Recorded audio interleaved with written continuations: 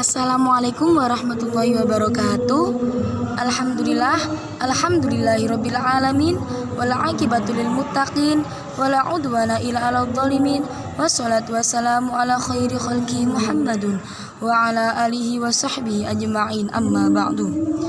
Kami dari kelompok besar 1 kelas PAI 3H yang beranggotakan Sylvia Nur Mujiza, Afada Devitasari, Nur Eliatul, Evi Ardiani, Syarifatul Khafifah, Liris Ardiani, Anis Nur Rufaidah, Nur Laili, dan Qurratul Aini akan mempresentasikan hasil penelitian kami tentang pengaruh mata kuliah statistik terhadap pemahaman mahasiswa UNWH semester 3. Di sini kita akan menentukan populasi dan sampel. Pengertian populasi dan sampel. Populasi adalah wilayah generalisasi yang terdiri atas objek atau subjek yang mempunyai kualitas dan karakteristik tertentu yang ditetapkan oleh peneliti untuk dipelajari dan kemudian ditarik kesimpulannya. Sedangkan sampel adalah sebagian untuk diambil dari keseluruhan objek yang diteliti dan dianggap mewakili seluruh populasi. Populasi yang kita ambil yaitu dari mahasiswa PAI semester 3. Langkah pertama, kita akan mengumpulkan jumlah data mahasiswa PAI semester 3. PAI 3A sebanyak 26 mahasiswa, PAI 3B sebanyak 24 mahasiswa, PAI 3C sebanyak 25 mahasiswa, PAI 3D sebanyak 26 mahasiswa, PAI 3E sebanyak 25 mahasiswa, PAI 3F sebanyak 24 mahasiswa, PAI 3G sebanyak 26 mahasiswa, PAI 3H sebanyak 18 mahasiswa, PAI 3 ekstensi sebanyak 58 mahasiswa, dan PAI 3 Madin sebanyak 36 mahasiswa. Dari data tersebut kita memperoleh jumlah keseluruhan mahasiswa PAI semester 3 yaitu 288 mahasiswa. Dapat kita ketahui dari data di atas tersebut, seorang peneliti ingin mengetahui pengaruh mata kuliah statistik terhadap pemahaman mahasiswa UNWH Prodi PAI semester 3. Diketahui jumlah populasi mahasiswa UNWH Prodi PAI semester 3 sebanyak 228 orang. Jika tingkat kepercayaan 10%, maka berapa besaran jumlah sampelnya? Untuk mengetahui sampelnya, kita akan menggunakan rumus Isaac dan Michael dengan rumus N sama dengan C kuadrat dikali N dikali B dikali Q per D kuadrat dalam kurung N-1 ditambah C kuadrat dikali B dikali Q.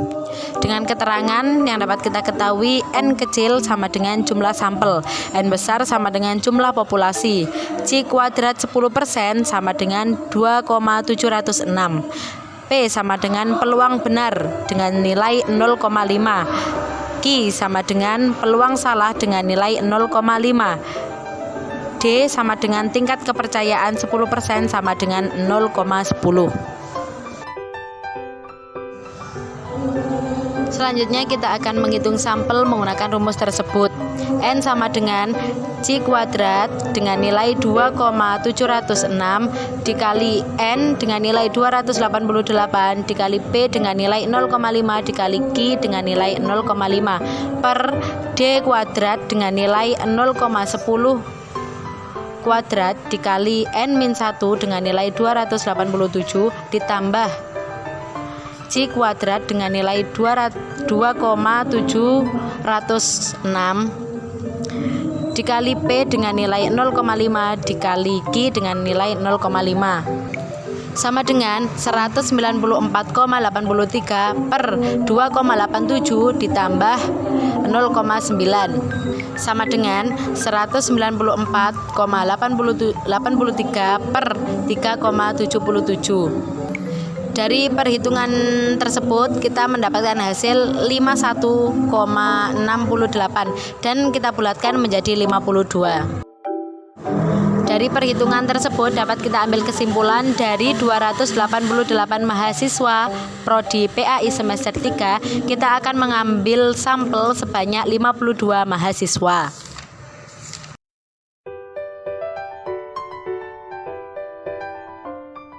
Hasil dan pembahasan dari kelompok 1 dapat kita ketahui kita akan mengambil sampel sejumlah 52 mahasiswa.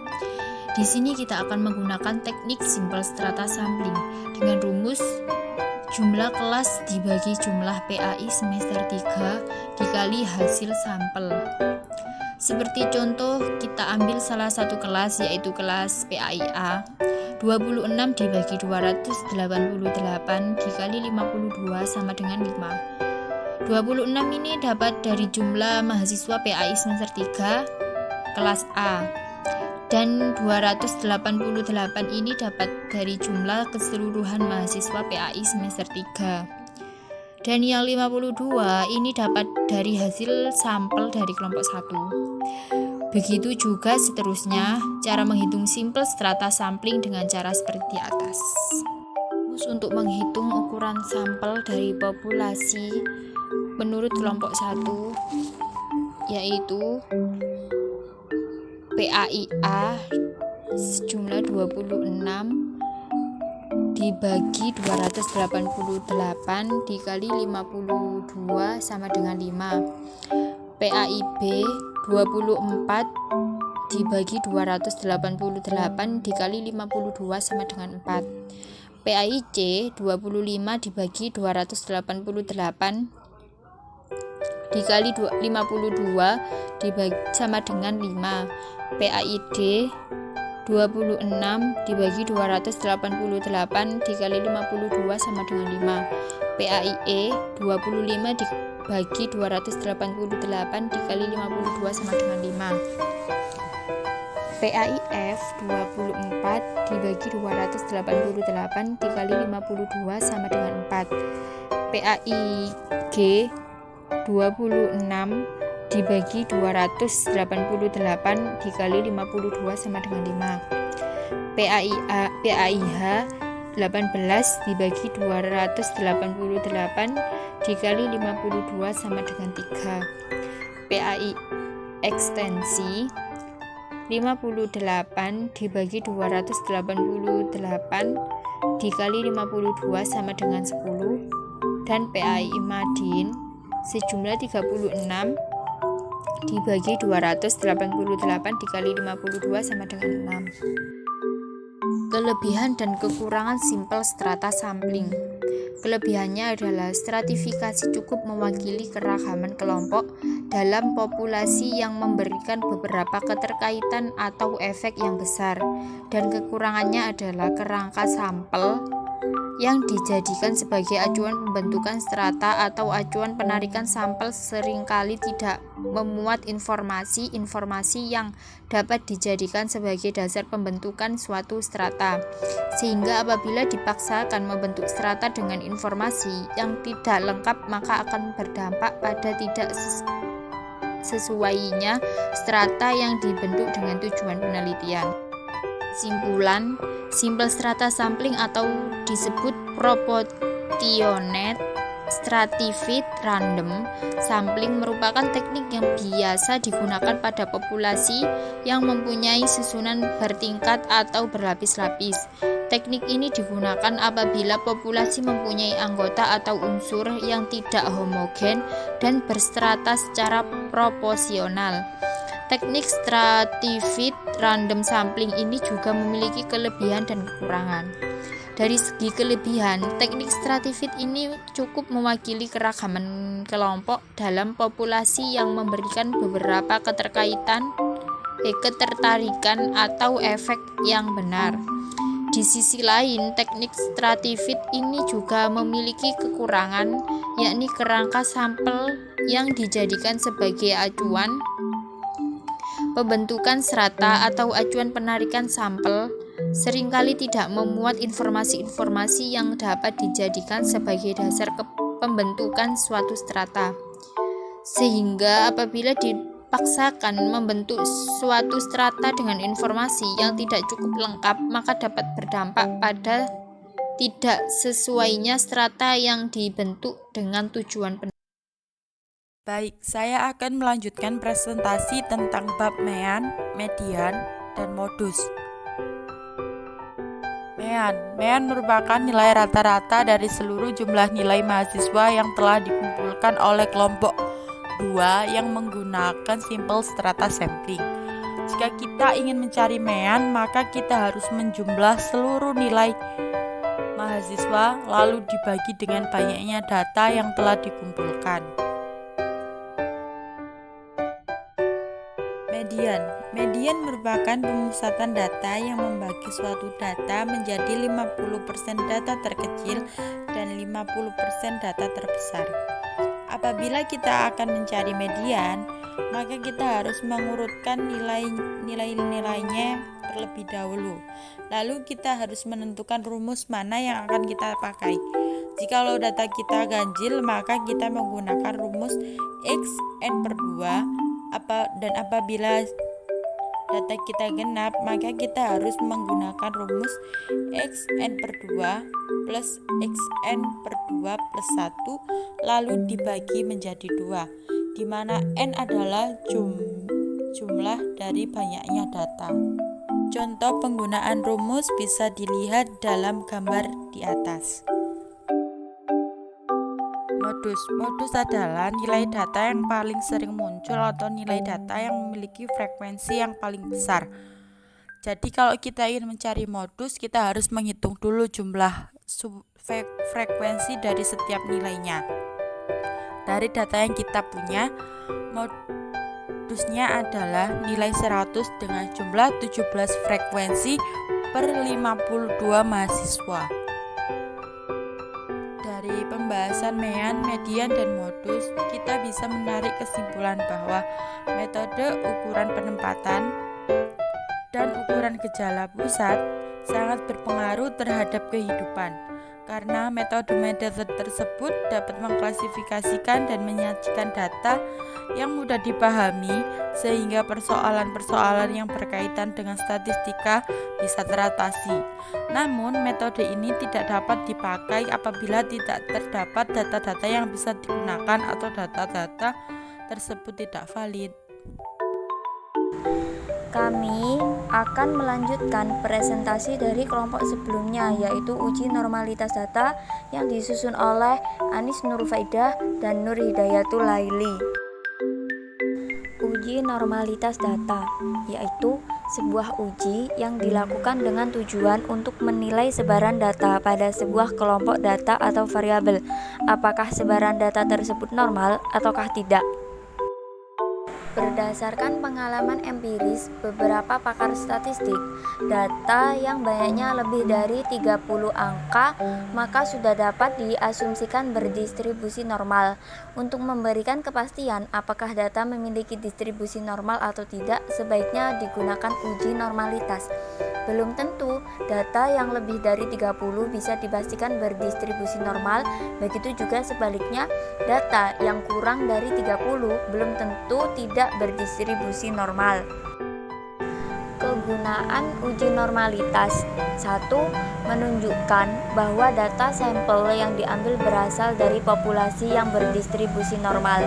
2. Sebagai dasar dalam mengkaji statistika parametrik dan statistika non-parametrik. 3. Sebagai pedoman bahwa data sampel yang diambil dapat mewakili data yang akan diolah. Uji normalitas menggunakan C kuadrat dilakukan dengan membandingkan kurva normal yang terbentuk dari data yang terkumpul dengan kurva normal baku atau standar. Itu sudah ada gambarnya ya, kurva normal baku dan kurva standar. Baik, ini adalah tabel data nilai UTS statistika mahasiswa PAI UNHAS semester 3. Yang mendapat nilai 40 ada 1 anak, 55 ada 1 anak, dan seterusnya. Langkah selanjutnya yaitu menentukan jumlah kelas interval. Dengan cara mengikuti kurva normal baku, jumlahnya ada 6 kelas. Kemudian menentukan panjang kelas dengan rumus rentang data dibagi jumlah kelas interval, sama dengan n maksimal 100 dikurangi n minimal 40 dibagi jumlah kelas intervalnya ada 6, hasilnya 10. Dari angka 10 itu kita buat tabel interval. Tabel interval yaitu nilai 40 ditambah 10 kan 50. Jadi 40 sampai 50. 51 sampai 60. Panjang kelasnya 10 ya. Kemudian FO, menentukan FO yaitu yang mendapat nilai 40 sampai 50 ada berapa anak? 1 anak. 51 sampai 60 ada 2 anak. Yang mendapatkan nilai 61 sampai 70 ada 3 anak dan seterusnya. Sebelum dijadikan tabel, kita hitung FH, yaitu frekuensi harapan, sedangkan FO itu frekuensi observasi. Cara menghitungnya didasarkan pada persentase luas bidang kurva normal dikalikan jumlah data observasi. Jumlah data observasinya tadi ada 52, jadi 2,27% dikali 52 hasilnya 1, 13,59% dikali 52 hasilnya 7, dan seterusnya. Nah, ini adalah tabel distribusi frekuensi dan tabel penolong untuk menghitung C kuadrat hitung yang sebelah kiri. Tabel interval, F0, FH sudah kita cari di slide sebelumnya, sudah kita hitung. Ini adalah tabelnya. F0 min FH, F0 min FH kuadrat, dan yang terakhir F0 min FH kuadrat dibagi FH. Ini adalah untuk menghitung C kuadrat hitung. Kemudian kita jumlah, hasilnya 346,09. Ini adalah C kuadrat hitung. Selanjutnya C kuadrat tabel. Rumusnya DK-1. DK adalah rentang kelas, ada 6 min 1, hasilnya 5. Jadi kita tarik garis di tabel ini DK 5 dengan alfa 10%. Alfa 10% ini ada di soalnya 10%. Jadi hasilnya 9,236. Maka kesimpulannya C kuadrat tabel ketemu 9,236, C kuadrat hitung ketemu 346,09. Karena nilai C kuadrat hitung lebih besar dari C kuadrat tabel, maka keputusan tolak H0 yaitu menyatakan bahwa distribusi data nilai mata kuliah statistik 52 mahasiswa menyebar tidak normal. H0 sama dengan data menyebar mengikuti distribusi normal, H1 sama dengan data menyebar tidak mengikuti distribusi normal.